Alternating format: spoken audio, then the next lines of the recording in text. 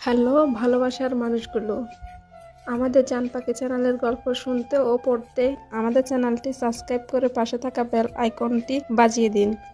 আর আমাদের গল্পগুলো যদি আপনাদের কাছে ভালো লেগে থাকে তাহলে অবশ্যই লাইক কমেন্ট শেয়ার করতে একদম ভুলবেন না। আচ্ছা ভাইয়া, তুই কি আমার সাথে সেক্স নাম জিনিসটা করবি?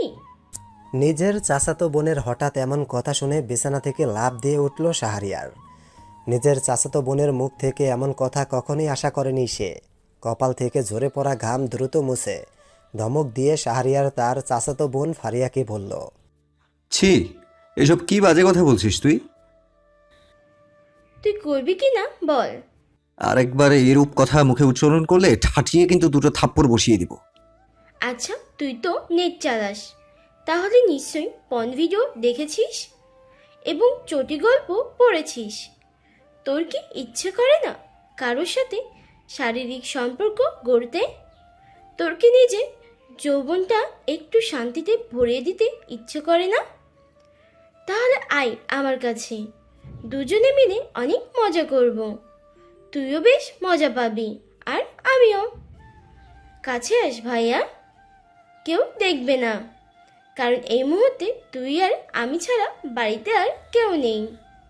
ছি, তুই এতটা নিচু মনের মেয়ে, আমার ভাবতেও ঘৃণা হচ্ছে। ছি, তুই এসব পাপ কাজ। থুর, প্লিজ চলে যা তুই আমার দু চোখের সামনে থেকে। আহ, পাপ বলছিস কেন? তুই কি পণগুলো দেখিস না বা চটি গল্প পড়িসনি? তারা যদি লিখতে বা এসব করতে পারে, তাহলে আমরা কেনই বা পারবো না? আর তুই নিজেকে এত ভালো ছেলে মনে করিস কেন? তোর ইনবক্স চেক করলেই তো দেখা যাবে না জানি কটা মেয়ের সাথে লুটুপুটু করছিস। তাই এত ন্যাকা না সেজে আমার কাছে আয়। চল না, আমরা দুজনে মিলে অনেক মজা করি। শাহরিয়ারের বুঝতে আর একটুও বাকি রইল না যে তার চাচাতো বোন ফারিয়া নেট দুনিয়ার ওই অন্ধকার পৃথিবীতে ডুবে গিয়েছে। পণ ও চটি রোগে আক্রান্ত হয়ে গেছে, যেখান থেকে বের হওয়া অতটাও সহজতর নয়। নিজেকে আর এক মুহূর্তের জন্যও আটকাতে পারেনি শাহরিয়ার। সঙ্গে সঙ্গেই কষে ফারিয়ার দুই গালে দুটো থাপ্পড় বসিয়ে দেয়। সাথে সাথেই 5টি আঙুলের দাগ বসে পড়ে ফারিয়ার ফর্সা গাল জোড়ায়। তুই আমার চাচাতো বোন সেটা ভাবতেও আমার আজ প্রচুর ঘৃণা হচ্ছে।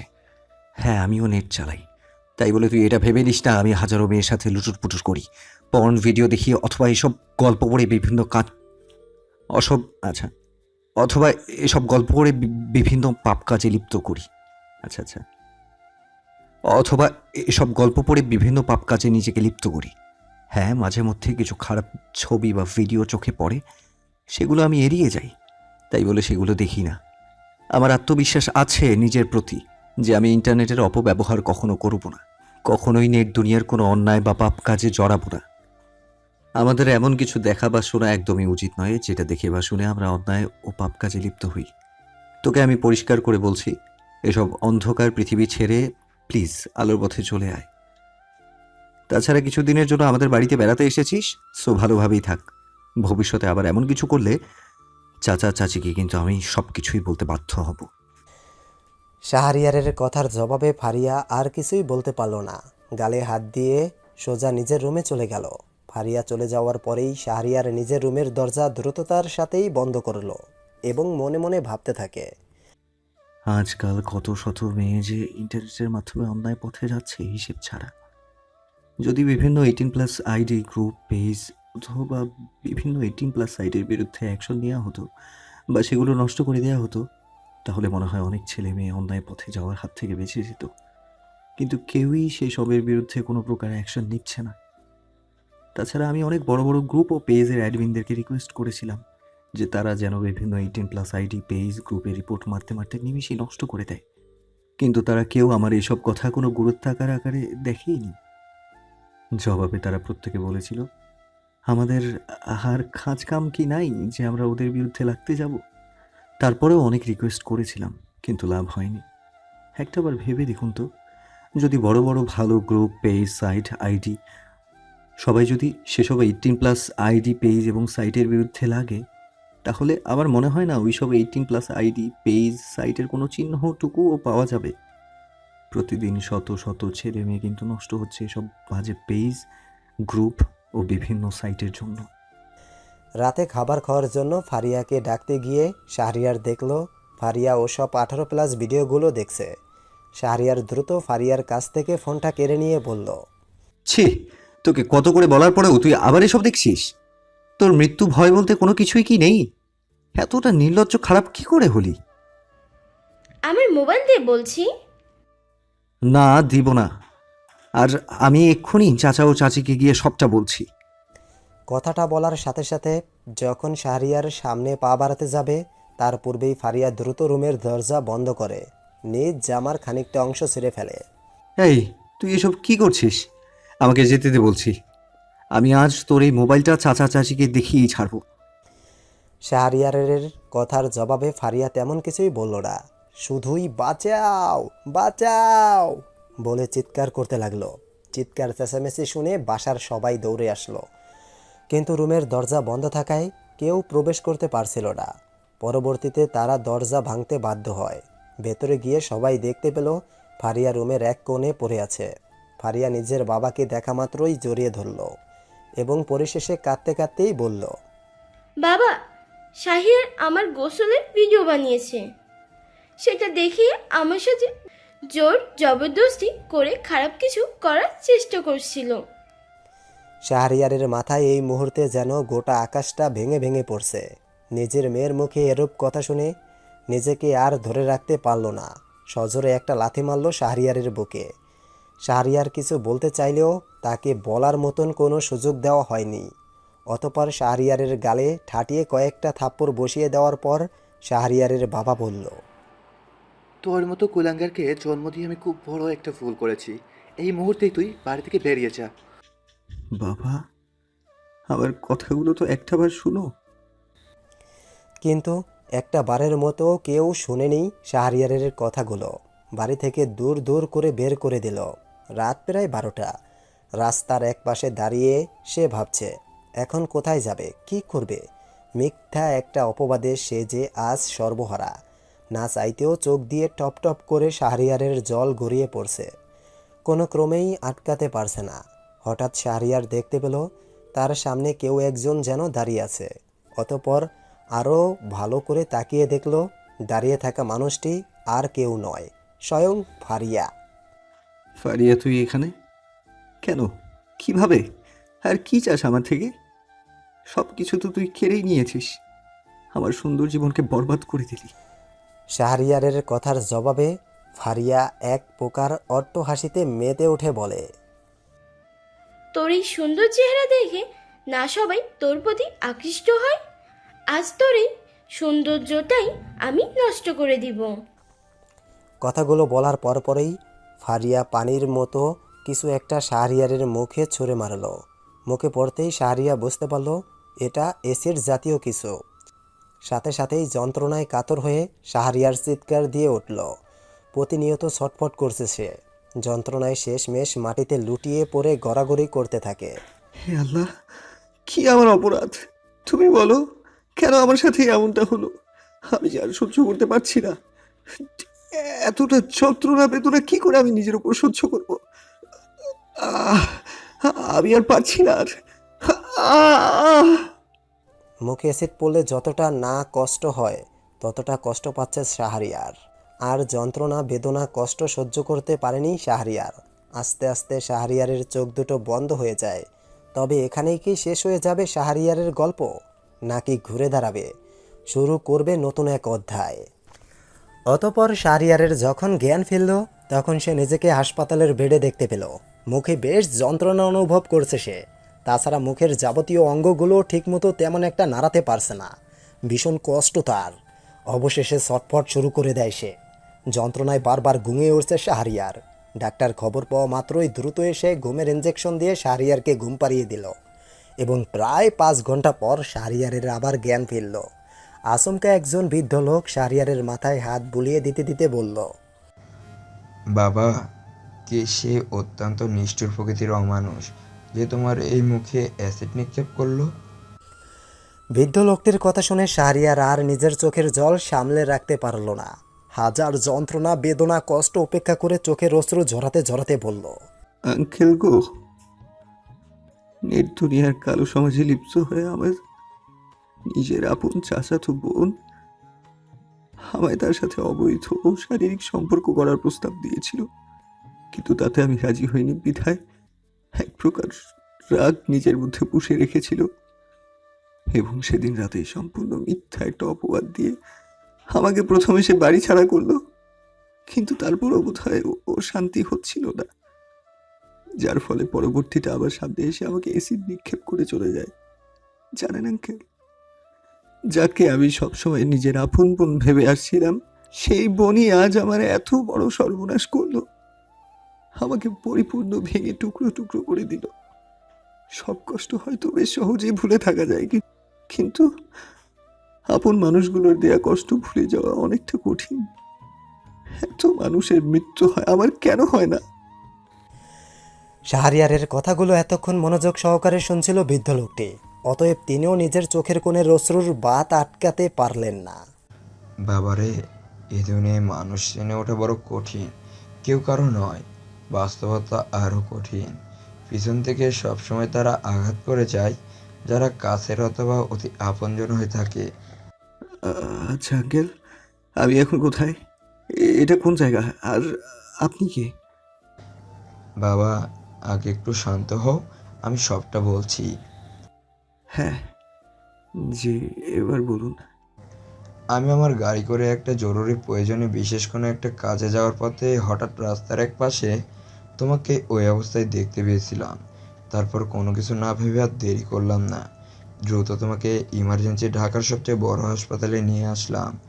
এবং যথাসময়ে যদি তোমাকে হাসপাতালে নিয়ে না আসতাম তাহলে হয়তো তোমার মৃত্যু অবধারিত ছিল। কেনই বা আমাকে আপনি হাসপাতালে নিয়ে আসতে গেলেন? সেখানে মরতে দিতেন? আমি আর কি নিয়ে বা বাঁচবো? সবই তো আমার শেষ, সব কিছুই ধ্বংস হয়ে গেছে, আর কিছুই বাকি নেই। আমি আর বাঁচতে চাই না, বাঁচার কোনো উৎসাহ আমি খুঁজে পাচ্ছি না। বাবারে, এখানে ধৈর্য ধরো ছাড়া আর কোনো কিছুই নেই, তোমার নিকট অবশিষ্ট নেই। ধৈর্য ধরো, কারণ ধৈর্য হলো সবচেয়ে বড় জিনিস। আর একটা কথা কি জানো, আমার 17 বছরের একটা ছেলে ছিল যে নেট দুনিয়ায় নিষিদ্ধ জগতের প্রতি আসক্ত হয়ে নির্দোষ একটা মেয়েকে ধর্ষণ করেছিল। যে অপরাধ এখনো সে জেলে। আচ্ছা থাক সেসব কথা, এখন তুমি আরাম করো, কারণ ডাক্তার তোমার সাথে বেশি কথা বলতে নিষেধ করেছে। কথাগুলো বলার পরপরই বৃদ্ধ লোকটি কেবিন থেকে বেরিয়ে গেল। অতপর একটা দুইটা নয়, ছয়টা মাস শাহরিয়ারকে হাসপাতালে থাকতে হয়েছিল। এখন সে মোটামুটি সুস্থ। এই 6 মাস শাহরিয়ারকে কত না কষ্ট যন্ত্রণা সহ্য করতে হয়েছে সেটা সেই বুঝতে পারবে যার মুখে অ্যাসিড নিক্ষেপ করা হয়েছে। শাহরিয়ারের প্রতিটা দিন ছিল বেঁচে থেকেও মরার মতো অবস্থা। আজ 6 মাস পর বৃদ্ধ লোকটি শাহরিয়ারকে নিজের সাথে করে নিজের বাড়িতে নিয়ে আসলো। শাহরিয়ার এখন বৃদ্ধ লোকটির বাড়িতে বড় একটা রুমে বসে রয়েছে। হঠাৎ তার চোখের দৃষ্টি গিয়ে পরে রুমের এক পাশে থাকা আয়নার দিকে। ইচ্ছে না থাকা সত্ত্বেও আয়নার সামনে চলে যায়। সে আয়নায় নিজেকে দেখে, নিজেই ভয় পেয়ে কিছুটা পিছিয়ে যায় শাহরিয়ার। বারবার হাত দিয়ে নিজের মুখটি ছুঁয়ে ছুঁয়ে দেখছে। মুখের এক পাশটা কি কুৎসিত হয়ে গেছে। নিজেকে দেখে নিজেই ঠিকমতো চিনে উঠতে পারছে না শাহরিয়ার। আচমকা জোরে চিৎকার দিয়ে উঠল শাহরিয়ার। চিৎকার শুনে বৃদ্ধ লোকটি দ্রুতই ছুটে আসলেন এবং বললেন, কি কি হয়েছে বাবা? আমার সব শেষ করে দিয়েছে ও, আমায় ধ্বংসের শীর্ষে তুলে দিয়েছে। আমি এই কুৎসিত বিশ্রী চেহারা নিয়ে বাঁচতে চাই না। বৃদ্ধ লোকটি শাহরিয়ারকে নানাভাবে সান্ত্বনা দেওয়ার চেষ্টা করছে, কিন্তু সব চেষ্টাই ওনার বিফলে যাচ্ছিল। শাহরিয়ার কিছুতেই শান্ত হচ্ছিল না। তারপরেও দমে যাননি বৃদ্ধ লোকটি। অতপর বহু কষ্টে শাহরিয়ারকে শান্ত করতে তিনি সফল হন। রাতে বৃদ্ধ লোকটির পরিবারের সবার সাথে শাহরিয়ার খাবার খেতে বসেছিল। বৃদ্ধ লোকটির সুন্দর মেয়েটি সবাইকে খাবার বেড়ে দিলেও একমাত্র শাহরিয়ারকে খাবার বেড়ে দেয়নি। বৃদ্ধ লোকটি ধমকের সুরে খাবার বেড়ে দিতে বললে জবাবে ওনার মেয়ে নীলা বলল, না সরি বাবা, আমি এই কুৎসিত ভয়ঙ্কর দেখতে লোকটাকে খাবার বেড়ে দিতে পারবো না। ওনার কাছে যেতেই আমার ঘৃণা করে। নিজের মেয়ের মুখে এমন কথা শুনে বৃদ্ধ লোকটি তার মেয়েকে সবার সামনে থাপ্পড় মারতে চাইলে শাহরিয়ার থামিয়ে দিয়ে বলল, না আঙ্কেল, উনি তো ঠিকই বলেছে। আসলেই আমি এখন কুৎসিত দেখতে একটা ছেলে। আমার কাছে আসলে সবার ঘৃণা লাগাটাই স্বাভাবিক। অতএব শাহরিয়ার নিজেই খাবার বেড়ে নিল। খাওয়া দাওয়া শেষ করে শাহরিয়ার সেই রুমে চলে এলো যেই রুমে তার থাকার ব্যবস্থা করা হয়েছে। অতঃপর তেমন আর কিছু ভাবল না শাহরিয়ার। বিছানায় গা এলিয়ে দেওয়া মাত্রই ঘুমিয়ে পড়ল। পরের দিন শাহরিয়ার ঘুম থেকে ওঠার সাথে সাথেই তার সামনে ফারিয়ার মতো কাউকে দেখতে পেল। নিজ চোখ দুটো ডলতে ডলতে শাহরিয়ার আরও ভালো করে তাকিয়ে দেখল এটা ফারিয়াই। ফারিয়াকে দেখে শাহরিয়ার ভয়ে আঁতকে উঠল। ফারিয়া শাহরিয়ারের এরূপ ভয়ার্ত অবস্থা দেখে অট্ট হাসি দিয়ে বলল, শাহিয়ার, কোথায় পালাবি তুই?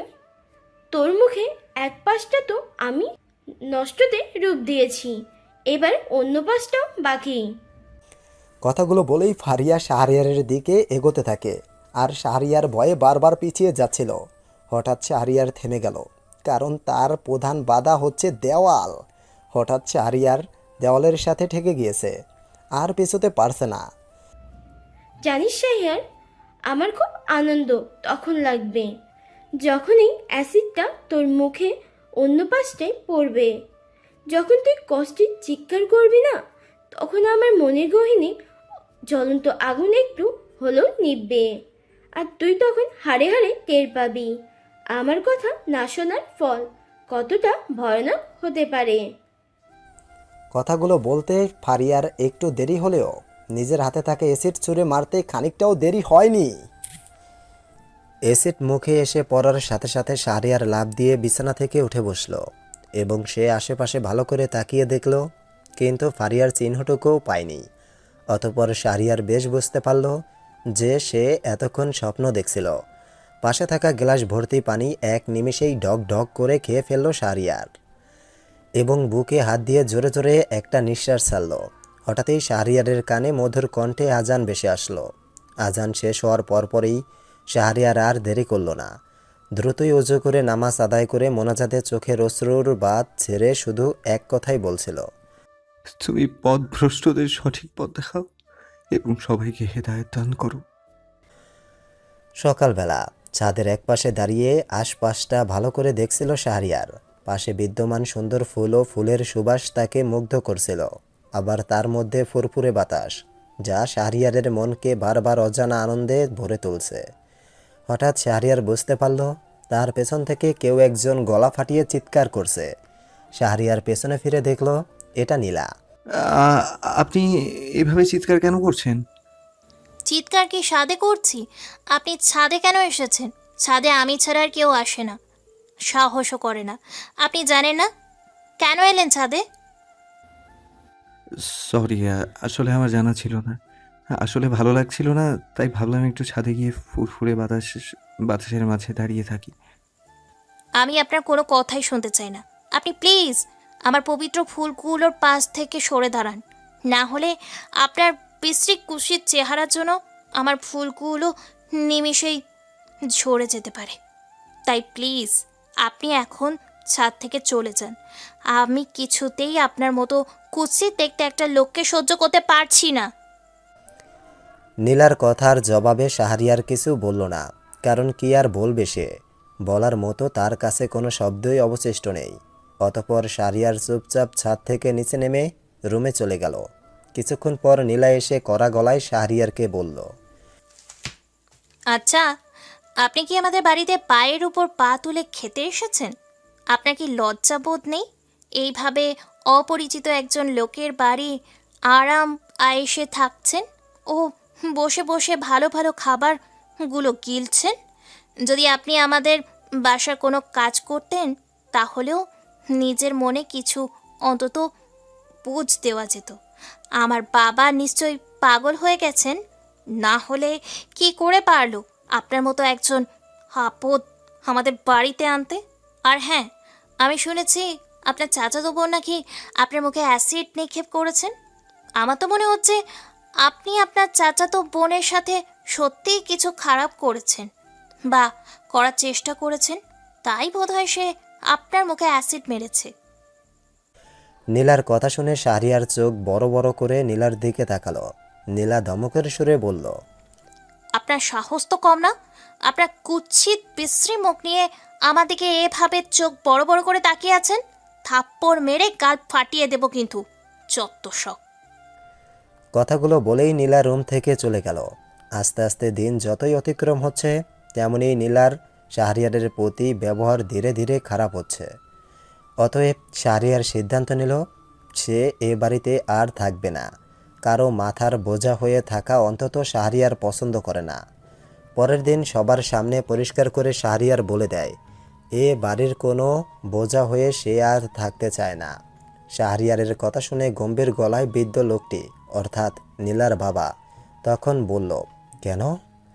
জবাবে শাহরিয়ার মুচকি এসে নীলার বাবার হাত দুটি ধরে বলছিল, আপনি আমার জন্য অনেক কিছুই করেছেন, যা মুখের ভাষায় বলে প্রকাশ করা কখনোই সম্ভব না। আমি আপনার কাছে চিরকৃতজ্ঞ। সৃষ্টিকর্তার নিকট আপনার পরিবারের জন্য আমি সর্বদাই কল্যাণ কামনা করব। তাহলে আমি এবার আসি, বিদায়। পরিশেষে বহু কষ্টের সম্মুখীন হয়ে শাহরিয়ার সেখান থেকে চলে আসতে সফল হলো। আসার আগে নীলার বাবা শাহরিয়ারকে বেশ কিছু টাকা দিতে চেয়েছিলেন, যাতে শাহরিয়ার না সোচুক টাকার কোনো প্রয়োজন নেই আমার, নিজে খেটে খুঁটে উপরে উঠতে চাই। ঢাকা রেলওয়ে স্টেশন, একটা ওভারব্রিজের উপরে বসে আছে শাহরিয়ার। মুখখানি তার কপাল দিয়ে ঢাকা, মুখখানি তার কাপড় দিয়ে ঢাকা। মনে মনে এটা ভেবে শাহরিয়ার খুব কষ্ট পাচ্ছে। এতটা সময় চলে গেল কিন্তু নিজের বাবা মা এখনও একটি বারের জন্য কোনো খোঁজ খবর নিল না। এখন শাহরিয়ারের সম্মুখে সবচেয়ে বড় ও কঠিন প্রশ্ন হয়ে দাঁড়ালো, সে এখন কী করবে, কোথায় থাকবে বা যাবে, কী খাবে? বেঁচে থাকার এই জীবন যুদ্ধে জয়ী হওয়া যে অনেক কঠিন। হঠাৎ করেই শাহরিয়ারের চোখের দৃষ্টি গিয়ে পড়ল নিচে থাকা কিছু লোকজনের ওপর। তাকিয়ে তাকিয়ে শাহরিয়ার দেখছে লোকগুলো মাথার ঘাম পায়ে ফেলে ভারী বস্তাগুলো নিজের পিঠে কিভাবেই না টানছে। অতএব শাহরিয়ারও শেষ পর্যন্ত ওই দিনমজুর লোকগুলোর সাথে যুক্ত হয়ে যায়। 20টি বস্তা দেওয়ার জন্য সবাইকে 1000 করে টাকা দেওয়ার কথা ছিল, কিন্তু শেষমেশ সবাইকে 500 টাকা জোর করেই ধরিয়ে দিয়ে বিতাড়িত করে দেওয়া হলো। হায় রে মানুষ, সব কিছু ভুলে যেতে পারলেও গরিবদের হক মেরে খাওয়ার কথা একদমই ভুলবে না এক প্রকার মানুষ। 500 টাকা হাতে নিয়ে ভাবতে থাকে শাহরিয়ার এই টাকা দিয়ে কি করবে। হঠাৎই তার মাথায় একটা বুদ্ধি চলে আসলো। অতএব সে আর কোনো রূপ দেরি করল না, বুদ্ধি অনুযায়ী একটা কাজ আরম্ভ করলো। সর্বপ্রথমে সে একটা কম দামি সেকেন্ড বাটন ফোন খুঁজতে শুরু করলো। অবশেষে পেয়েও গেল। 470 টাকা দিয়ে বাটন ফোন সে ক্রয় করলো, যেটা দিয়ে নেট সহজে চালানো যায়। নিজের সাথে আগে থেকেই একটা সিম থাকাতে পরবর্তীতে আর কোনো সমস্যাই হয়নি শাহরিয়ারের।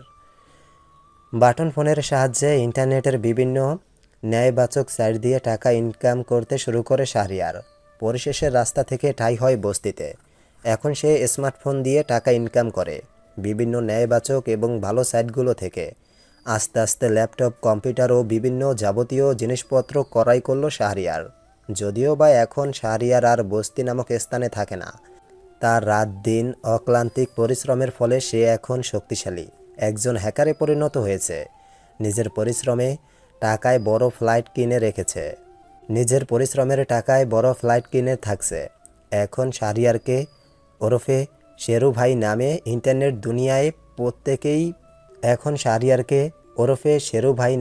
ইন্টারনেট দুনিয়ায় প্রায় প্রত্যেকে চেনে। আর চিনবেই বা না কেন? একের পর এক 18+ আইডি, বড় বড় Facebook page, group, messenger group এবং বিভিন্ন ফোন ভিডিওর সাইটগুলো ধীরে ধীরে ধ্বংসের শীর্ষস্থানে তুলেছে শাহরিয়ার। শাহরিয়ারের এমন কাজগুলো খুব দ্রুতই তার ফ্যান ও ফলোয়ার বৃদ্ধি করলো। আস্তে আস্তে বড় বড় গণ্যমান্য মানুষদের সামনেও চলে আসতে শুরু করে এবং অবশেষে হয়ে ওঠে নেট দুনিয়ার কিং শাহরিয়ার ওরফে শেরু ভাই। তাছাড়াও শাহরিয়ার মাঝে মাঝে মুখোশ পরে লাইভে এসে 18+ ID, page, group, messenger group ও বিভিন্ন পর্ন ভিডিওর সাইটগুলোর বিরুদ্ধে তীব্র নিন্দা জানিয়ে প্রত্যেককে এসব কালো জগৎ থেকে দূরে সরে আসার আহ্বান জানিয়ে পায়ের ওপর পা তুলে ভয়ঙ্কর এক হাসি দিয়ে বলে, খুব দ্রুত নেট দুনিয়ার অন্ধকার জগৎকে ধ্বংস করে আলোয় পরিণত করব। রাত প্রায় 10টা। নিজের মুখ ঢেকে কিছু খাবার কেনার জন্য বাইরে বের হলো শাহরিয়ার। তাছাড়া এমনিতেও দিনের বেলায় নিজের ফ্ল্যাট থেকে কখনো বের হয় না সে, কারণ দিনের আলোকে শাহরিয়ার সহ্য করতে পারে না। তাই সবসময় রাতেই বেশিরভাগ সে বাইরে বের হয়ে থাকে। রাতের বেলাতেই তার যেসব জিনিসের দরকার পড়ে সেগুলো কিনে নিয়ে আসে। আজও তেমন কোনো ব্যতিক্রম হলো না। অতঃপর নিজের জন্য কিছু খাবার কেনার পর নিজ ফ্ল্যাটে ফেরার সময় শাহরিয়ার দেখতে পেল নির্জন এক রাস্তায় একটি মেয়ে একটা ছেলের পা ধরে অনবরত চোখের অশ্রু ঝরাচ্ছে, যা দূর থেকে দাঁড়িয়ে দাঁড়িয়ে দেখছিল শাহরিয়ার এবং কথোপকথনগুলো মনোযোগ সহকারে শুনছিল। প্লিজ ভাইয়া, আপনি আমার এত বড় একটা সর্বনাশ করবেন না। আমি তো আপনার ছোট বোনের মতো। আপনি কি করে পারবেন আমার সাথে এরূপ অন্যায় কাজ করতে? আরে রাখ তোর বোন, তোর এই জাস্ট 10 মিনিটের ভিডিও বিক্রি করে আমি কত টাকা ইনকাম করতে পারবো তোর কি সেই আন্দাজ আছে? তাছাড়া আমার হাতে পায়ে পড়ে কোনো লাভ অবশ্য হবেই না। যদি পারিস তাহলে আমার একটা প্রস্তাবে রাজি হয়ে যা, তবেই সেই ভিডিওটা আমি সঙ্গে সঙ্গে ডিলিট করে দিতে পারি। কি কি কি কি প্রস্তাব? যদি তুই আমার সাথে শুধুমাত্র একটা রাত বিছানায় কাটাস, তাহলে আমি কসম করে বলছি ভিডিওটা আমি সাথে সাথে অনন্তকালের জন্য তোর সামনেই ডিলিট করে দেব। ছেলেটির এমন কুপ্রস্তাব শোনা মাত্রই মেয়েটি একটু দূরে চলে গিয়ে ঘৃণিত কণ্ঠে বলল, ছি, আমি কোনো মতেই সেসব পাপ কাজে নিজেকে জড়াতে পারবো না। আমি তো আমার শখ ইচ্ছার কথা বলেছি, এখন বাকিটা তোর হাতে। কাল সকালের মধ্যেই রাজি হয়ে গেলে তো ভালোই, না হলে তোর ভিডিওটা আমি 18+ সাইটে বিক্রি করে দেব, এবং 18+ সাইটে তোর ভিডিওটা যখন অনেক মানুষজন দেখবে তখন তুই দেখবি কচি কচি ছেলে থেকে বুড়োরা পর্যন্ত তোর সঙ্গে ইটিস পিটিস করার জন্য চলে আসবে। কথাগুলো বলেই ছেলেটি হাসতে হাসতে সেখান থেকে চলে গেল। মেয়েটি সেখানেই হাঁটু গেড়ে বসে পড়ল। বোন, বোন রে, এভাবে কান্না কেন করছো?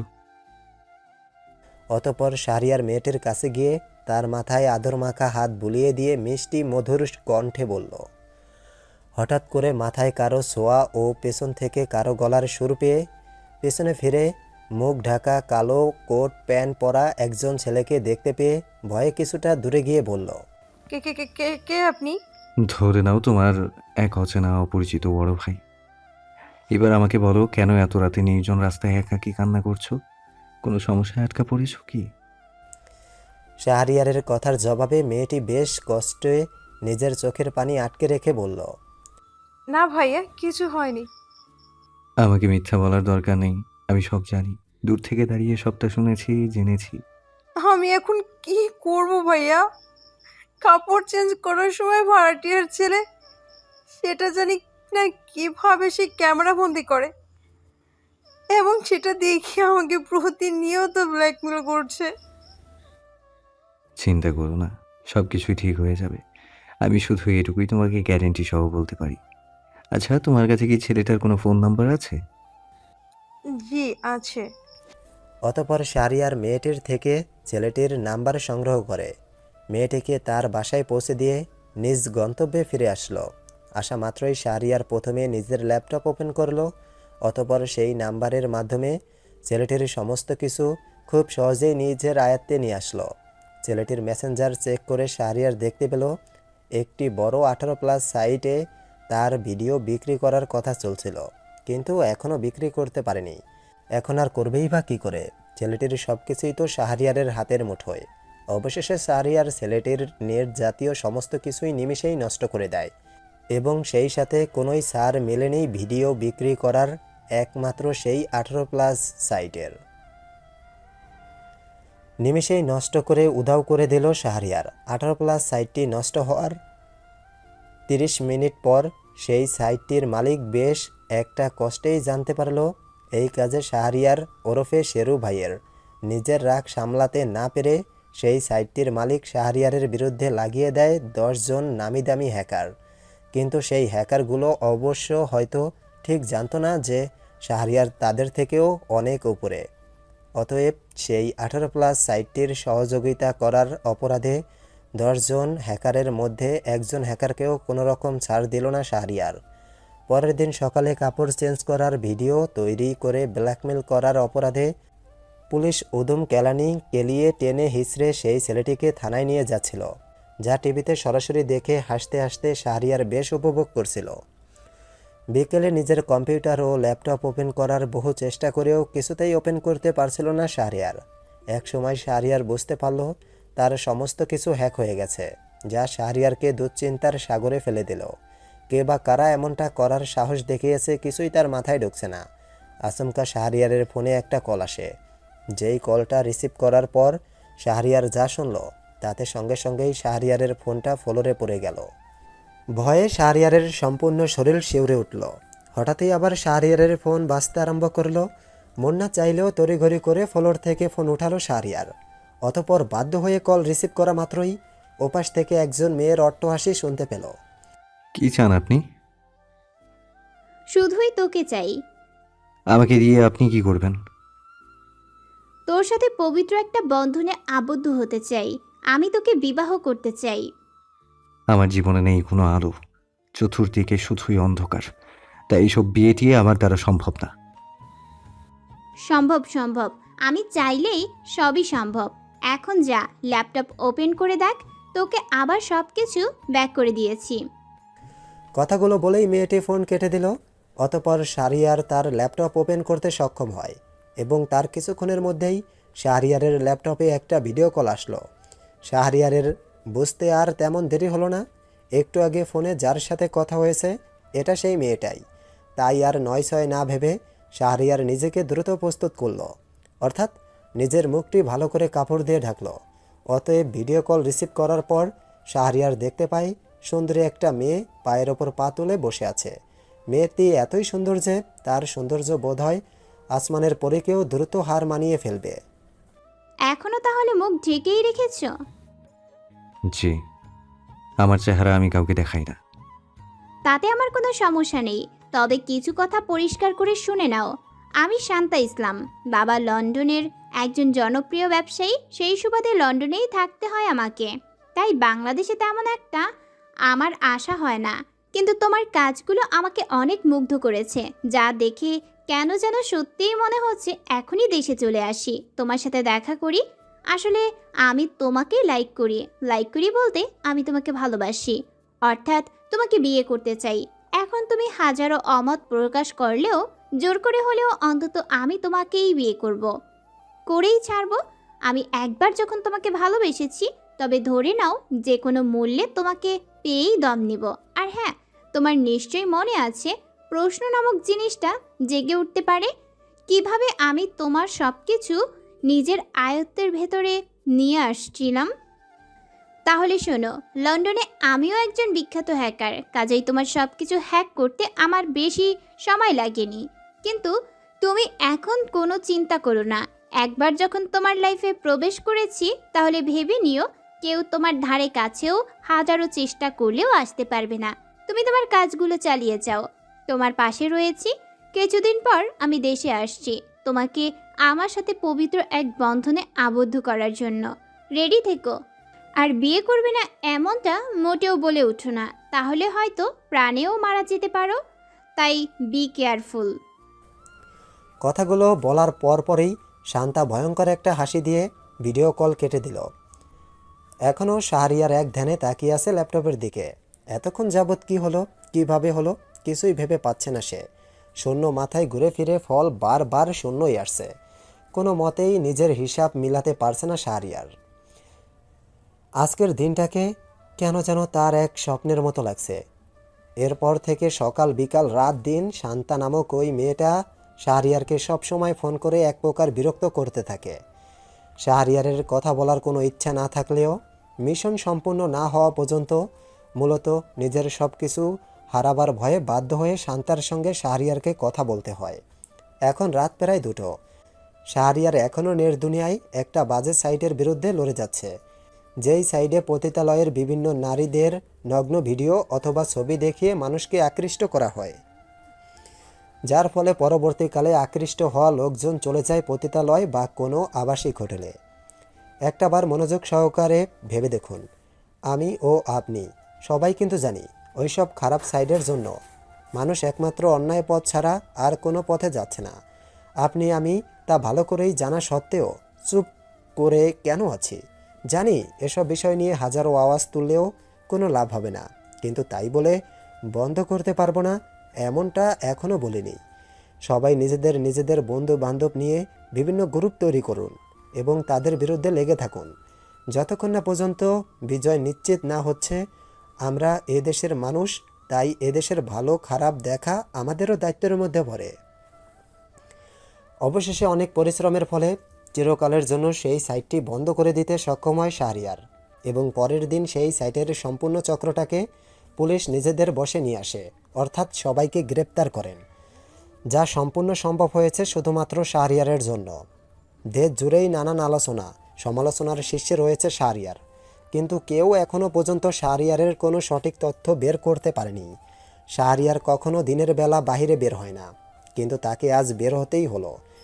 মুখ ঢেকে বহুদিন পর দিনে বাহিরে বের হলো শাহরিয়ার। দিনের আলো চোখে পড়তেই কেমন যেন অস্থির লাগে শাহরিয়ারের, তাই আর দেরি না করে দ্রুত ধানমন্ডি যাওয়ার একটা বাসে ওঠে। জরুরি কোনো এক কাজে রওনা দেয় সে। অতএব শাহরিয়ার ধানমন্ডির পৌঁছায়। বাস থেকে নামা মাত্রই মুখোমুখি হয় নিজের চাচাতো বোন সেই ফারিয়া নামক মেয়েটার। দুজনে দুজনের দিকে কেমন একটা দৃষ্টিতে যেন তাকিয়ে রয়েছে। শাহরিয়ার কখনো ভাবতেই পারেনি আবার সেই বোন নামক অভিশাপটার সাথে দেখা হবে। প্রচুর রাগের উদ্ভব হচ্ছে শাহরিয়ারের মাথা নামক স্থানে। ইচ্ছে করছে কষে কয়েকটা থাপ্পড় ফারিয়ার গালে বসিয়ে দিতে, কিন্তু সে কিছু করতে বা বলতেও পারছে না। ফারিয়াকে দেখেই তার ঘৃণা নামক জিনিসটা বারবার জেগে উঠছে। ফারিয়া এক ধ্যানে এখনও শাহরিয়ারের দিকে তাকিয়ে আছে। কেন জানি বারবার শাহরিয়ারকে তার চেনা চেনা লাগছে। মুখ ঢাকা থাকলেও পারফিউম এবং মিষ্টি সুগন্ধটা বেশ চেনা পরিচিত লাগছে ফারিয়ার। আমতা আমতা করে কিছু বলতে যাবে, তার আগেই শাহরিয়ার ফারিয়ার পাশ কেটে চলে যায়। অতএব শাহরিয়ার ধানমন্ডি যে কাজে এসেছিল সেটা সমাপ্ত করার পর নিজের বাসায় চলে আসে এবং শুরু করে দেয় আবার তার নিত্যদিনের কাজগুলো। কাজ করতে করতে হঠাৎ শাহরিয়ারের কানে আজান ভেসে আসলো। শাহরিয়ার আর দেরি করলো না, সঙ্গে সঙ্গেই তার সব কাজ ফেলে রেখে উজু করে নামাজে দাঁড়িয়ে গেল। আমরা অনেকেই আছি যারা ইন্টারনেটের প্রতি এত বেশি আসক্ত, আজান কানে শুনলেও না শোনার ভান করে সব সময় ডুবে থাকি নির্দুনিয়ায়। এসব ভুলগুলো সবাই দ্রুত সংশোধন করুন, নতুবা নিশ্চয়ই এর জন্য একদিন আপনাকে কঠিন থেকে কঠিনও শাস্তি পেতে হবে। নামাজ পড়া শেষ করে শাহরিয়ার আবারও নিজের কাজে ব্যস্ত হয়ে পড়ল। লড়াই করে যাচ্ছে বিভিন্ন বাজে সাইটগুলোর বিরুদ্ধে। শাহরিয়ার কখনো নিজের ইনবক্সের মেসেজগুলো ঠিকমতো চেক করে না, কিন্তু আজ কেন জানি তার খুব করে চেক করতে ইচ্ছে করলো। অতএব শাহরিয়ার আর কিছু না ভেবে নিজের ইনবক্স ওপেন করতেই সর্বপ্রথম যে মেসেজটি তার চোখে পড়ল সেটা হলো, প্রিয় শাহরিয়ার ভাইয়া ওরফে শেরু ভাই, প্রথমে আমার সালাম নেবেন। তাহলে মূল কথায় আসা যাক। আমার নাম রাজীব। সে ক্লাস 7 থেকে বন্ধুদের পাল্লায় পড়ে বিভিন্ন পর্ণ ভিডিও দেখতে এবং চটি গল্প পড়তে থাকি। একটা সময় চটি গল্প পড়া পর্ণ ভিডিও না দেখা ছাড়া আমার ঠিকমতো দিনই পার হতো না। জানেন, নিজেকে অনেক বুঝিয়েছি এসব দেখা ও পড়া পাপ, কিন্তু তারপরও আমি কেন জানি না সেগুলোর নেশা থেকে বের হতে পারছিলাম না। কিন্তু আপনি সেসব বাজে সাইটগুলো ধীরে ধীরে নষ্ট করে দেওয়ার পর ঠিকমতো পর্ণ ভিডিও বা চটি গল্প কিছুতেই পড়তে পারছিলাম না। শুরুতে আপনার প্রতি আমার খুব রাগ হয়েছিল, কিন্তু পরবর্তীতে আপনার জন্য আমার মনে গভীর শ্রদ্ধায় ভরে যায়। কারণ শুধুমাত্র আপনার জন্য ঠিকমতো চটি গল্প পর্ণ ভিডিও আমি দেখতে পেতাম না বলেই আজ আমি এসব পাপের আসক্ত থেকে বের হতে পেরেছি। এখন আমি 5 ওয়াক্ত নামাজ আদায় করি, যা আগে ওসব বাজে নেশার জন্য আদায় করতে পারতাম না। বিশ্বাস করুন, এখন আমি খুব সুখী। এখন আমার বারবার কেন জানি মনে হয় আমি পৃথিবীর সবচেয়ে বেশি সুখী ব্যক্তি। আপনার একটা পোস্ট পড়েছিলাম, যে পোস্টে লেখা ছিল আমাদের এইসব বন্ধুদের সাথে চলা উচিত না, যেসব বন্ধুর কাছ থেকে অন্যায় বা পাপ কাজ ছাড়া আর কিছু শেখা যায় না। হ্যাঁ, এটা আপনি একদম সত্যি বলেছেন। জানেন ভাই, আপনার জন্য যখন আমরা চটি গল্প পড়া পর্ণ ভিডিও দেখতে পারছিলাম না, তখন রোজ আমার বন্ধুরা এসে আমাকে পাড়ার মোড়ে নিয়ে যেত। মেয়েদের অঙ্গপতঙ্গগুলো খুনোচরে দেখে নিজের জ্বালা মেটানোর জন্য বেশ কিছুদিন বন্ধুদের সাথে আমি রোজই পাড়ার মোড়ে যেতাম। কিন্তু এক সময় কেন জানি আমি বললে যেতে আরম্ভ করলাম। প্রতিদিন আপনার পেজে এসে আপনাকে ফলো করতে লাগলাম। আপনার শিক্ষণীয় পোস্টও, আপনার সুন্দর সুন্দর ন্যায় বিচারের কথা আমার মনটাকে ভেতর থেকে নাড়া দিয়ে ওঠায় এবং আমাকে খুব করে ভাবায়। আমি সত্যি কি পাপ কাজ করছি? হ্যাঁ, আমি নেট দুনিয়ার অন্ধকার পৃথিবীতে মগ্ন হয়ে সত্যি আমি পাপ কাজ করে যাচ্ছিলাম। অতবার আমি যখন নিজের ভুল বুঝতে পারলাম, তখন সর্বপ্রথম এই বাজে বন্ধুদের সাথে চলাফেরা ত্যাগ করলাম এবং সেই সব বন্ধুদের সাথে চলাফেরা করতে শুরু করি যাদের থেকে সবসময় ভালো কিছু শিখতে পারবো। এখন আমি সত্যি খুব সুখে আছি। আপনাকে হাজার ধন্যবাদ দিলেও কেন জানি না আমার কাছে কম মনে হবে, তাই ধন্যবাদ দিয়ে ছোটো করবো না। পরিশেষে একটা কথাই বলবো, আপনি এগিয়ে যান আর ওইসব বাজে সাইডগুলো বন্ধ করে যান, কারণ ওইসব বাজে সাইডের জন্য আমাদের দেশ ধ্বংসের দিকে এগুচ্ছে। ভালো থাকবেন, আল্লাহ হাফেজ। একজন 18 থেকে 19 বছরের একটি ছেলের এমন মেসেজ দেখে শাহরিয়ার মুচকি একটা হাসি দিয়ে রিপ্লাই দিল। একজন অন্যায় পথে যাওয়া ব্যক্তিও খুব ভালো করেই জানে সে যে পথে যাচ্ছে সে পথে তার ধ্বংস নিশ্চিত, কিন্তু তা জানা সত্ত্বেও তারা সেই পথেই চলতে থাকে। যারা নিজেকে সংযত করে সে পথ থেকে ফিরে আসতে পারে তারাই পরবর্তীতে বেঁচে যায়, আর যারা ফিরে আসতে অক্ষম হয় তারাই হয়ে যায় ধ্বংস। মেসেজের রিপ্লাই দেওয়ার পরে শাহরিয়ার আবার তার নিজের কাজে ব্যস্ত হয়ে পড়ে। পরের দিন সকাল সকাল কলিং বেলের শব্দে শাহরিয়ারের ঘুমটা ভেঙে যায়, কিন্তু তাকে খুব করে ভাবাচ্ছে কে কলিং বেল বাজাতে পারে। বাসায় তো কারো আসার কথা না, অতএব তড়িঘড়ি করে শাহরিয়ার নিজের মুখটা কোনো মতো ঢেকে দরজা খুলে যাকে দেখল তাতে সঙ্গে সঙ্গে শাহরিয়ার ভয়ে কিছুটা পিছিয়ে যায়। আপনি এখানে? সরি, ও মাই গড, আগে আমার পুরো কথাটা একবার শুনুন। শাহরিয়ারের কথার উত্তরে শান্তা কিছু বলল না, সোজা শাহরিয়ারকে নিজের বুকের সাথে শরীরের সমস্ত শক্তি দিয়ে আঁকড়ে ধরল। আচমকা শান্তার এমন আচরণে শাহরিয়ার চমকে উঠল। এই মুহূর্তে সে কি করবে কিছুই ভেবে পাচ্ছিল না। বহু চেষ্টার পরও শাহরিয়ার কিছুতেই শান্তার কাছ থেকে নিজেকে ছাড়াতে পারছিল না। শাহরিয়ার আবার বলে উঠল, এটা আপনি কি কি করছেন? ছি, ছাড়ুন আমায়। ছাড়বো না, আরও কিছুক্ষণ তোমাকে এভাবে জড়িয়ে থাকতে চাই। এছাড়া এখনও তোমার মুখ ঢেকে রেখেছো কেন? কাপড়টা সরাও। তাছাড়া আজ বা কাল তোমার চেহারাটা তো আমি দেখবই। এভাবে ঢেকে রাখার কোনো মানে হয় না এখন। আগামীকালই তো বিয়ে করছি আমরা। শান্তার কথাগুলো শোনার পর শাহরিয়ার নিজেকে অতি কষ্টে শান্তার কাছ থেকে ছাড়িয়ে নিয়ে বলল, আমি আপনাকে বিয়ে করতে পারবো না। শাহরিয়ারের হালকা গাল টেনে শান্তা বলল, দূর, এখন আর মজা করো না তো। আমি সিরিয়াস বলছি কিন্তু। ও আচ্ছা, বুঝতে পারছি। তুমি হয়তো ভাবছো বিয়ের পর আমি কোথায় থাকবো, বা তোমাকে আমি সাথে করে লন্ডন নিয়ে যাব কিনা, কিন্তু এমনটা হবে না। তুমি চাইলেই আমরা দেশেই থাকবো, সমস্যা নেই। আরে কতবার বলবো আপনাকে, আমি আপনাকে বিয়ে করতে পারবো না। এসব আমার দ্বারা সম্ভব না। বারবার বলার পরেও কেন একই কথা ঘুরে ফিরে বলছেন? শাহরিয়ারের এমন কথা শুনে শান্তা ব্রুকুসকে চোখ বড় বড় করে শাহরিয়ারের দিকে কিছুক্ষণ তাকিয়ে থাকার পর কোষে কয়েকটা থাপ্পড় বসিয়ে দিল।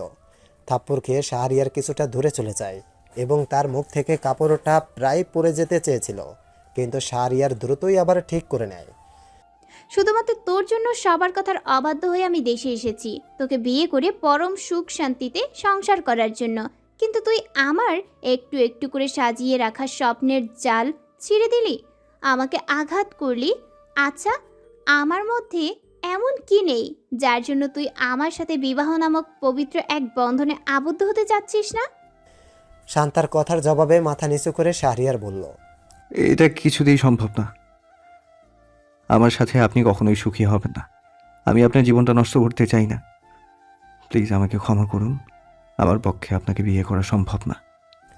শাহরিয়ারের কথাগুলো শুনে শান্তা রেগে গিয়ে শার্টের কলার চেপে ধরে চিৎকার করে বলল, না, এ হয় না। শান্তা আমাকে বিয়ে করলে কখনো সুখী হতে পারবে না। সারা জীবন শুধু কষ্ট নামক জিনিসটা ওকে চিরে চিরে খাবে। তাই আমাকে এই কাজটা করতেই হবে। অতপর শাহরিয়ার শান্তার সাথে খুব বাজে ব্যবহার করতে শুরু করলো, তুই তুকারি করতে লাগলো। অতএব শাহরিয়ার শান্তাকে নিজ ফ্ল্যাট থেকে তাড়িয়ে দিতে সক্ষম হলো। কেন যেন বারবার শান্তার চোখের অশ্রু দেখে শাহরিয়ারের বেশ কষ্ট হয়েছিল, কিন্তু সে নিরুপায়। তার কাছে এছাড়া আর করার কিছুই ছিল না। রাতে শাহরিয়ার কয়েকটা বাজে গ্রুপ নষ্ট করতে ব্যস্ত ছিল। আচমকা তার ফোন বেজে উঠল। প্রথমে শান্তা ভেবে ফোন না উঠালেও পরবর্তীতে শাহরিয়ার ফোন চেক করে দেখল আননোন নাম্বার। তাই সে ফোন রিসিভ করতে বাধ্য হয়। ফোন রিসিভ করে শাহরিয়ার বুঝতে পারল শহরের একজন সুনামধন্য এমপি ফোন করেছে। ওপাশ থেকে এমপি রাকিব হাসান শাহরিয়ারকে বেশ অনুরোধ সহকারে বলল, প্রথমে আমার সালাম নিও বাবা। কাল একটা বিশাল অনুষ্ঠানের আয়োজন করা হবে, যে অনুষ্ঠানের প্রধান অতিথি হিসেবে শুধু তোমাকেই নির্বাচন করা হয়েছে। আমি আশা করছি তুমি আসবে। হাজারো মানুষের মনের ইচ্ছে তোমাকে একটু দেখার। তোমাকে আমি অনুরোধ করেই বলছি, প্লিজ কালকে যথাসময়ে অনুষ্ঠানে চলে এসো। আমি তোমার বাবার বয়সী, তাই আশা করছি তুমি আমার কথা ফেলবে না। আমার বিশ্বাস কালকে তুমি নিশ্চয় আসবে।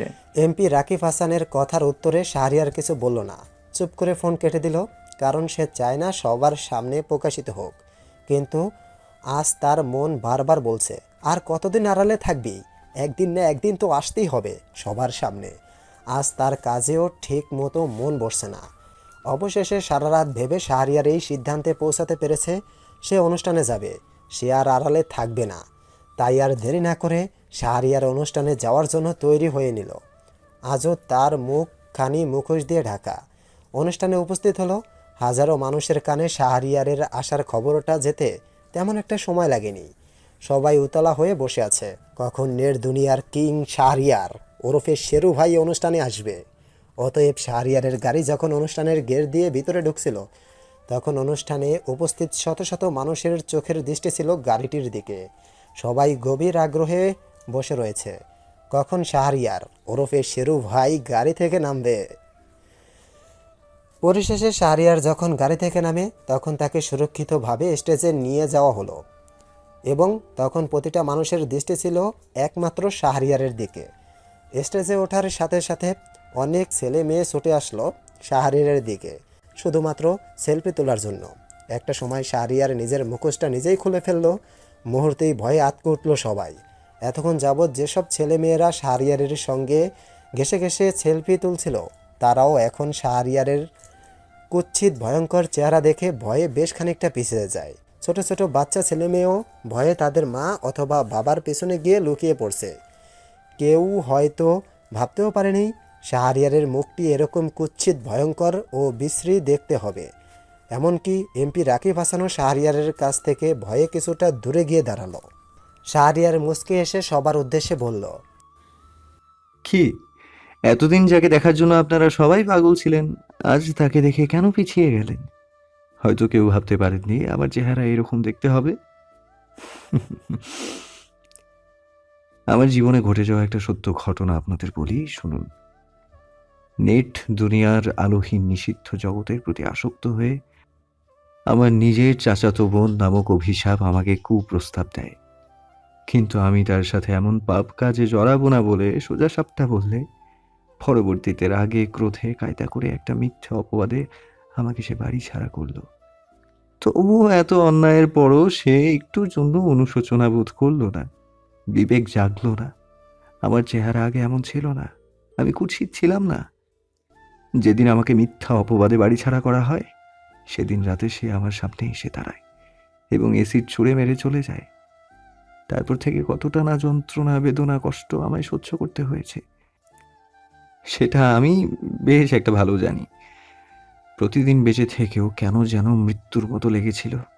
হাজারটা কষ্টের মাঝে কি করে যে আমি এখনো বেঁচে রয়েছি, সেটা আমি নিজেও সঠিক জানি না। শাহরিয়ারের গলার স্বর থেকে এরূপ দুঃখজনক কথা শুনে সবার চোখের জল টলমল করছে। কেউ কোনো কথা বলছে না।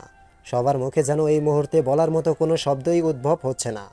হঠাৎ করেই কেউ একজন এসে শাহরিয়ারকে সবার সামনে জড়িয়ে ধরল। আর সেই একজন হচ্ছে শান্তা।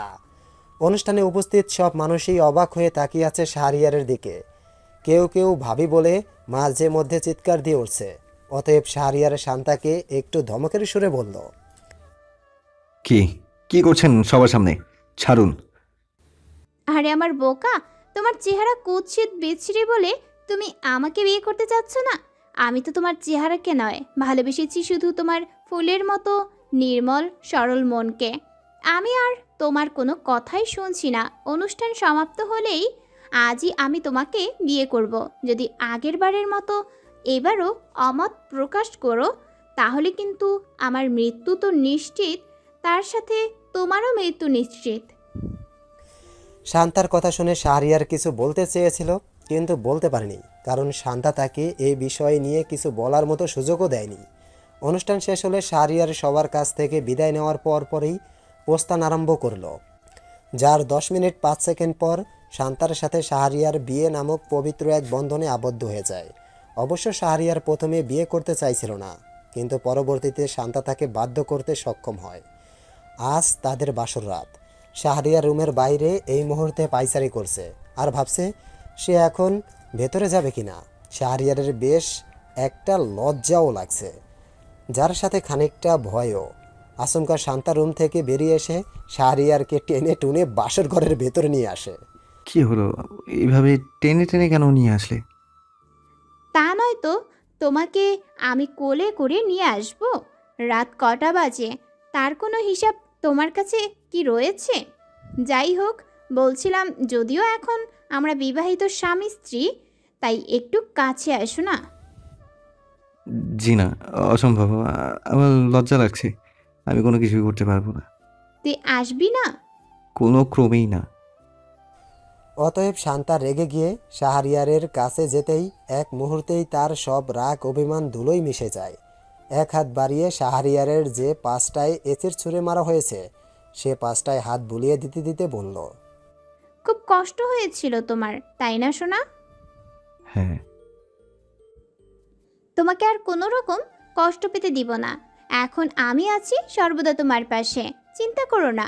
আমি আব্বুকে সব বলেছি। লন্ডনে ডাক্তারের সাথে কথা বলছে আব্বু। কয়েকটা দিন পর আমরা লন্ডন যেতে হবে। সেখানে ভালো ডাক্তার দেখালে তুমি নিশ্চয়ই সম্পূর্ণ ঠিক হয়ে যাবে। শান্তার কথাগুলো শুনে শাহরিয়ার কিছু বলতে গিয়েও আটকে যায়, কারণ শাহরিয়ার খুব ভালো করেই জানে এখন যদি সে না সূচক উত্তর দেয় কোনো লাভই হবে না। শান্তা একবার যা পদক্ষেপ নেয় সেটা পূরণ না করা পর্যন্ত থামে না। তাছাড়া শাহরিয়ারও শান্তার কোনোই কথার অমতে যেতে চায় না। সেও বেশ একটা শান্তাকে ভালোবেসে ফেলেছে। কেন যেন এই মুহূর্তে শাহরিয়ার ধীরে ধীরে পিছনের দিকে এগোচ্ছে। কিন্তু কেন? কারণ হচ্ছে শান্তা শাহরিয়ারের খুব একটা কাছে আসার চেষ্টা করছে। সে যতই পিছিয়ে যাচ্ছে শান্তা ততই তার দিকে এগিয়ে আসছে। এক সময় শাহরিয়ার পিছিয়ে যেতে যেতে শেষমেশ বিছানার উপরেই পড়ে গেল এবং শান্তাও শাহরিয়ারের অতি নিকটে চলে যায়, ডুবে যায় কোনো এক পবিত্র ভালোবাসার অতল গভীর সাগরে। প্রায় 1 সপ্তাহের মতো দিন অতিক্রম হলো। আজই শাহরিয়ারকে লন্ডনে নিয়ে যাওয়ার জন্য প্রস্তুতি নিচ্ছে শান্তা। তবে শাহরিয়ার কিছুতেই লন্ডনে যেতে চাচ্ছে না। এ কথা আবার সাহস করে শান্তাকে বলতেও পারছে না। পরিশেষে শাহরিয়ারকে লন্ডনে নিয়ে আসার পর শান্তা প্রথমে নিজের পরিবারের সাথে পরিচয় করিয়ে দিল এবং তার কিছুদিন পরেই শাহরিয়ারকে অপারেশনের জন্য হাসপাতালে নিয়ে আসা হয়। এই মুহূর্তে শাহরিয়ারকে অপারেশনের জন্য থিয়েটারের দিকে নিয়ে যাওয়া হচ্ছে। শান্তা শাহরিয়ারের এক হাত শক্ত করে ধরে অপারেশন থিয়েটারের সামনে পর্যন্ত এগিয়ে দিল এবং ছলছল চোখে বলেছিল, বিশ্বাস রাখো সেই খোদার উপরে যে তোমাকে আমাকে সবাইকে সৃষ্টি করেছেন। অতপর প্রায় 2 ঘন্টা পর ডাক্তার থিয়েটার থেকে বেরিয়ে এসে হালকা একটু মাথা নিচু করে বলল, সরি। শব্দটা কানে যেতেই শান্তার বুকে কম্পনের আবির্ভাব হতে আরম্ভ করলো। শান্তার পা থর থর করে কাঁপছে। অজানা সব ভয় তাকে গ্রাস করার চেষ্টা করছে। শান্তা তার বাবার দিকে কান্না ভেজা চোখে তাকালে শান্তার বাবা দ্রুতই ডাক্তারের শার্টের কলার চেপে ধরলো এবং ধমক দিয়ে বলল, সরি মানে? আগে আমার পুরো কথাটা তো একবার শুনুন। আমি কিছুই শুনতে চাই না, শুধু আমাকে এটা বলুন, শাহরিয়ার ঠিক আছে তো? হ্যাঁ, সে ঠিক আছে। তাহলে সরি কেন বললেন? কারণ আমরা অনেক চেষ্টা করেছি, কিন্তু তার চেহারাটা সম্পূর্ণ আগের মতো করতে পারিনি, তাই তো সরি বললাম। তাছাড়া যদি আরও পূর্বে ওকে আমাদের কাছে নিয়ে আসা হতো তাহলে অনেকটাই সম্পূর্ণ ঠিক হওয়ার চান্স ছিল। এখন মোটামুটি তার চেহারাখানি ঠিক হয়েছে বলে আশা করা যায়। 8 ঘন্টা পর তার মুখ থেকে ব্যান্ডেজ খোলা হবে। প্লিজ ধৈর্য সহকারে ততক্ষণ পর্যন্ত অপেক্ষা করুন। অতপর ডাক্তারটি চলে যাওয়ার পরপরই সাথে সাথে শান্তা তার বাবাকে জড়িয়ে ধরে কাঁদতে লাগলো। এতে শান্তার বাবা বেশ খানিক চমকে ওঠেন। অতএব শান্তার মাথায় হাত বুলিয়ে দিতে দিতে তিনি বলেন, কিরে মা, ডাক্তারের কথা কি শুনিসনি? শাহরিয়ার তো ঠিক আছে, তারপরও কেন কাঁদছিস? জানো বাবা, ডাক্তারের সরি শব্দটা শুনে আমি প্রচুর ভয় পেয়ে গেছিলাম। তখন আমার নিঃশ্বাসটাও যেন নিতে বেশ কষ্ট হচ্ছিল। দম বন্ধ হয়ে আসছিল। হাজারো কষ্টের মধ্যে একটা কথাই মনে পড়ছিল, আমি কি সত্যিই শাহরিয়ারকে চিরতরে হারিয়ে ফেলবো? যদি সত্যি সত্যি শাহরিয়ারের কিছু হয়ে যেত তাহলে আমি নিজেকে কখনো ক্ষমা জিনিসটা করতে পারতাম না। আরে মা আমার, এখন আর কাঁদিস না তো, সব কিছু ঠিক আছে। হুম। অবশেষে শাহরিয়ারের মুখের বেস্টিস খোলার সময় এলো। শান্তার পরিবারের সবাই গভীর আগ্রহে বসে আছে শাহরিয়ারকে দেখার জন্য। ডাক্তার আস্তে আস্তে করে একসময় সম্পূর্ণ বেস্টেজই খুলে ফেলল। সবাই এখন শাহরিয়ারের দিকে তাকিয়ে রয়েছে। পূর্বের চেয়ে শাহরিয়ারের মুখটি বেশ স্বাভাবিক হয়ে গেছে, যা দেখে সবার মুখেই আনন্দের ছাপ ফুটে উঠল। এদিকে নিজেকে আর ধরে রাখতে না পেরে শাহরিয়ারকে নিজ বুকের সাথে শক্ত করে জড়িয়ে ধরল শান্তা, যা দেখে সবাই মুচকি হেসে লজ্জায় সেখান থেকে চলে গেল। শান্তা এখনও শাহরিয়ারকে শক্ত করে জড়িয়ে ধরে বসে আছে এবং মাঝে মাঝে শাহরিয়ারের কপালে মিষ্টি ঠোঁটের স্পর্শ বসিয়ে দিচ্ছে। আচমকা শান্তার এমন পাগলের মতো আচরণে বিরক্ত বোধ করল শাহরিয়ার। অতএব একটু ধমকের সুরেই শাহরিয়ার বলল, আহা, কি করছো এসব? ছাড়ো আমাকে। চুপচাপ মুখ থেকে কোনো কথা বের করা ছাড়া বসে থাকো। বসে তো থাকতাম, কিন্তু আমার যে ওয়াশরুমে যেতে হবে। আমাকে একটু ওয়াশরুম পর্যন্ত নিয়ে যাবে? তুমি না বললেও না চাইলেও আমি তোমাকে ঠিকই নিয়ে যেতাম। এখন চলো। পরিশেষে শাহরিয়ার শান্তাকে ধরে ধরে ওয়াশরুমের সামনে পর্যন্ত এসেই হঠাৎ করে থেমে গেল। ডান পাশে থাকা আয়নায় নিজের মুখটি বারবার দেখে বলল, শান্তা, শান্তা, এই এই যে দেখো, আমার চেহারা তো প্রায় আগের চেয়েও বেশ স্বাভাবিক হয়ে গেছে। উফ, শান্তা, শান্তা, আমি আজ খুব খুশি।